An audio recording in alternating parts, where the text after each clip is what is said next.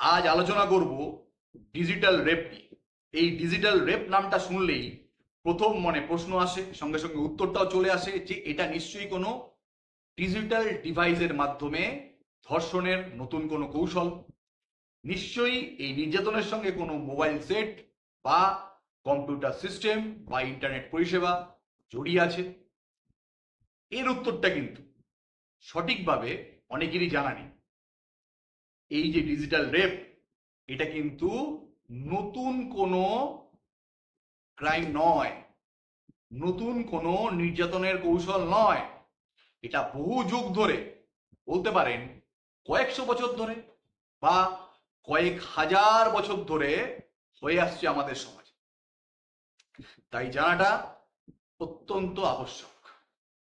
আপনাদের মনে এবার প্রশ্ন জাগবে যে ইন্টারনেট পরিষেবা ভারতবর্ষে প্রথম এনেছিল ভিএসএনএল, বিদেশ সঞ্চার নিগম লিমিটেড, 15ই আগস্ট 1995 সালে। এরপর যদি বলেন কম্পিউটার সিস্টেম যেটা এসেছিল, পার্সোনাল কম্পিউটার, সেটাও কিন্তু সর্বসাধারণের জন্য এসেছিল 70 দশকের পর। এরপর আবার বলবেন মোবাইল সেট, সেটাও এসেছিল 23 আগস্ট 1995 সালে। তাহলে এর জন্যই বলছি পুরোটা শুনতে হবে, কারণ আমি পুরো বিষয়টা আপনাদের সামনে তুলে ধরব। সতর্ক থাকার জন্য সবার আগে এই অপরাধ সম্বন্ধে জানা দরকার, আর নিজেকে আর নিজের কাছের মানুষদের বাঁচানোর জন্য এই যে আপনাদের কাছে নতুন কিন্তু কয়েকশো বছর ধরে চলে আসা এই ক্রাইমের ব্যাপারে আপনাদের জানতে হবে আর নিজেদের কাছের লোকদের বাঁচাতে হবে। ডিজিটাল ধর্ষণ আমরা কাকে বলি? যৌনতার উদ্দেশ্যে জোর করে কোনো ব্যক্তির যোনি, পায়ু, কান বা নাকে হাত বা পায়ের আঙুল প্রবেশ করানো কি আমরা ডিজিটাল ধর্ষণ বলবো? ইংরেজিতে ডিজিট শব্দের আরেকটি অর্থ হলো হাত বা পায়ের আঙুল। এই অপরাধ যেহেতু আঙুলের মাধ্যমে সংঘটিত হয়, তাই একে ডিজিটাল ধর্ষণ বলা হয়। তবে 2013 সালের আগ পর্যন্ত এটাকে কখনোই, এই ডিজিটাল ধর্ষণকে কখনোই ধর্ষণের ক্যাটাগরিতে আনা হয়নি। তবে নির্ভয়া কাণ্ড হওয়ার পর 2013 সালে ক্রিমিনাল ল অ্যামেন্ডমেন্ট অ্যাক্ট 2013 ধর্ষণ আইনে অনেক পরিবর্তন হয়। তো এই পরিবর্তনগুলোর মধ্যে এই ডিজিটাল ধর্ষণকেও ইনক্লুড করা হয়, যেখানে বলা হয় হাত বা পায়ের আঙুল ইনসারশন বা কোনো অবজেক্ট মানে পেন, পেন্সিল, এরকম যে কোনো কিছু ইনসারশনও কিন্তু রেপ হিসেবে বিবেচিত হবে। আগে যদি দেখে থাকেন দেখবেন যে একমাত্র জোর করে সঙ্গমকেই ধর্ষণ আইনের আওতায় আনা হতো, অর্থাৎ শুধুমাত্র পেনিসটাকে ধর্ষণ করার প্রধান যন্ত্র মনে করা হতো। কিন্তু পরবর্তীকালে ক্রিমিনাল ল অ্যামেন্ডমেন্ট অ্যাক্ট 2013 এসে ধর্ষণের পরিভাষাটা পুরো বদলে দিল।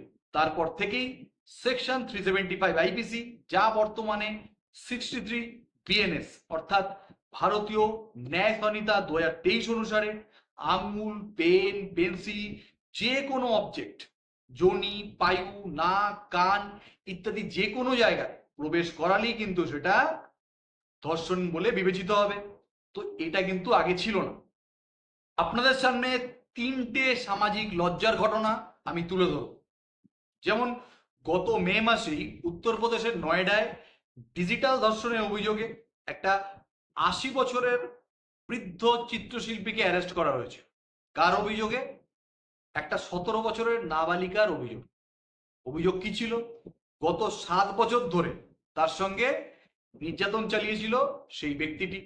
সেই ব্যক্তিটি আর এমনি নয়, সে ব্যক্তিটি একজন পেশায় শিক্ষক এবং স্কেচ আর্টিস্ট। তাহলে ভাবুন, শিক্ষিত জ্ঞানী একজন ব্যক্তি একটা 10 বছরের ফুটফুটে বাচ্চা মানুষের সঙ্গে এরকম নোংরা, ঘৃণ্য একটা অপরাধ করেছে এবং সেটা কন্টিনিউয়াসলি চালিয়ে চলেছে। তার লজ্জা বা তার কখনো মনে হয়নি এটা করা ঠিক হয়নি, বন্ধ হওয়া দরকার। বাধ্য হয়ে সেই শিশুটি এক সময় বড় হলো এবং তার ভয়টা কাটলো। সে সেই প্রক্রিয়াটাকে যেমন তার সঙ্গে করত, নোংরা, নৃশংস, নির্মম অত্যাচারটা, সে একদিন সেটা মোবাইল বন্দি করে রাখে। তারপর সে থানায় গেল এবং অভিযোগ জানালো এবং তার অভিযোগের উপর ভিত্তি করে সেই বৃদ্ধটিকে অ্যারেস্ট করা। তাহলে আপনি ভাবুন তো, বয়সকালে বিমরতি বলবো না বিকৃত কামী বলবো? এরকম কিন্তু বিকৃত কামী আপনার চারপাশে ঘুরছে, তাই সাবধান। এরপর যে ঘটনাটা বলবো সেটা বলবো 5 বছরের এক ফুলের, হ্যাঁ, এক শিশুর যে চকলেট খেতে ভালোবাসত না, মন দিয়ে ঠিক পড়াশোনাটা করতো না। এর জন্য তার গৃহশিক্ষক তাকে নির্যাতন করত, কখনো চকলেটের লোভ দেখিয়ে, কখনো পড়া না পারলে বিভিন্ন সময় তাকে নির্যাতন চালাতো।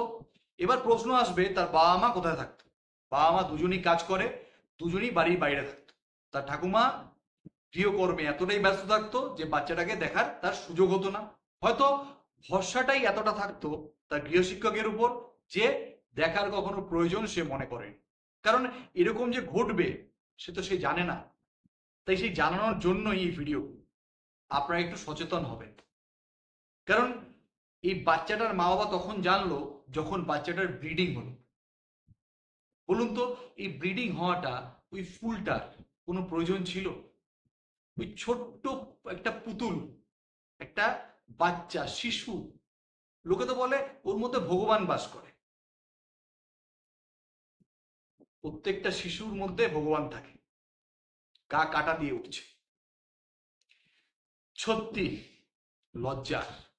এই লজ্জা থেকে আপনারা সতর্ক হবেন, নিজের শিশুকে বাঁচাবেন, দায়িত্বটা আপনাদের।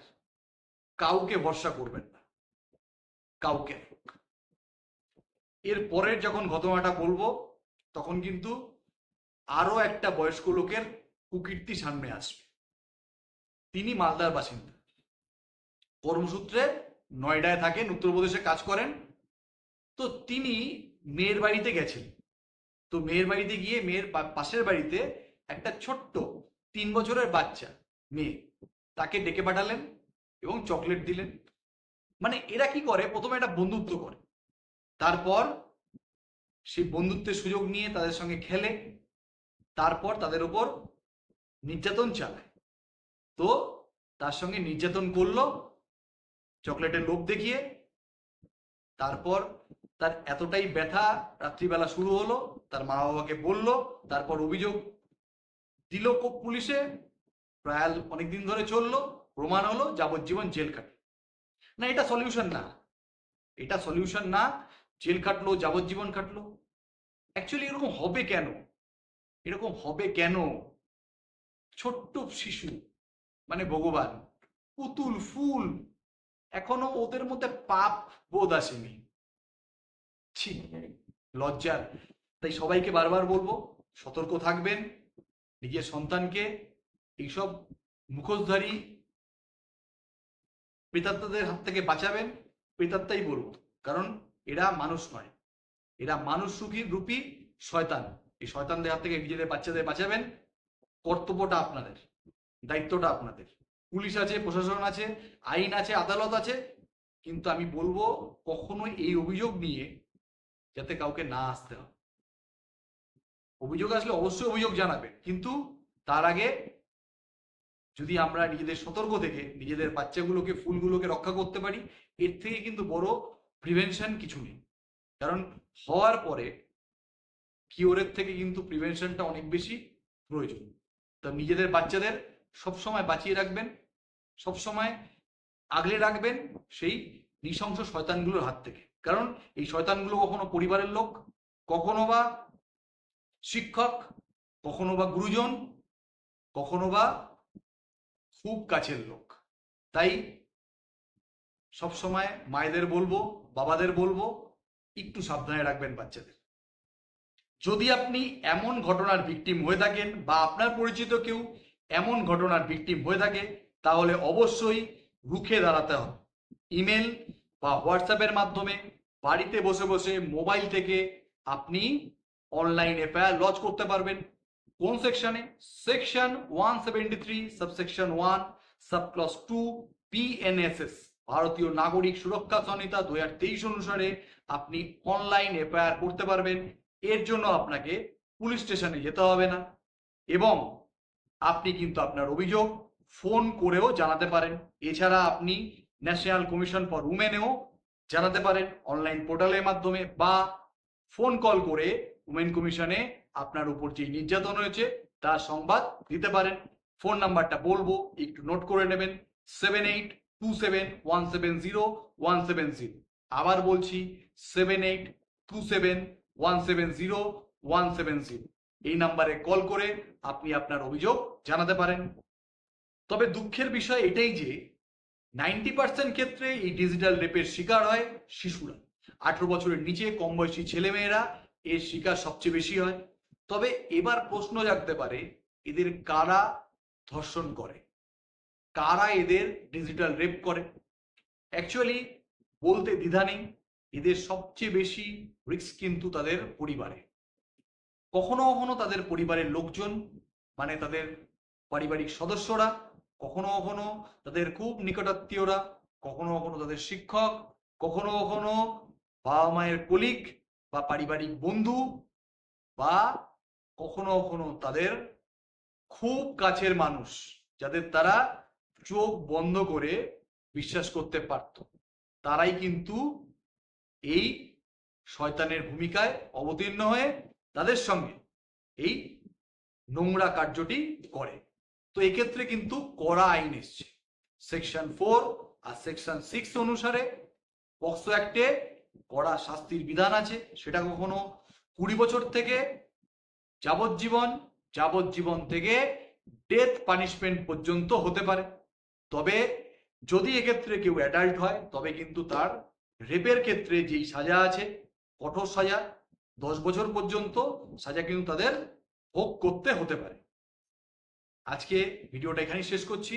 যদি ভালো লাগে, যদি মনে হয় যে এটা অন্য সবার সঙ্গে শেয়ার করার দরকার আছে, তাহলে অবশ্যই শেয়ার করবেন। কারণ 90% এই ডিজিটাল রেপের শিকার কিন্তু শিশুরাই হয়, যারা চকলেট, কখনো ভয়, কখনো পুকুর পার, ভূতের বাড়ি, এইসব বিভিন্ন ভয়ের সুযোগ নিয়ে, তাদের লোভের সুযোগ নিয়ে তাদের সঙ্গে এই নির্যাতন চালানো হয়।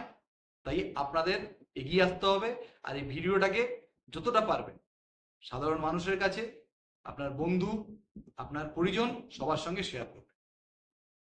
আজকের মতো ধন্যবাদ।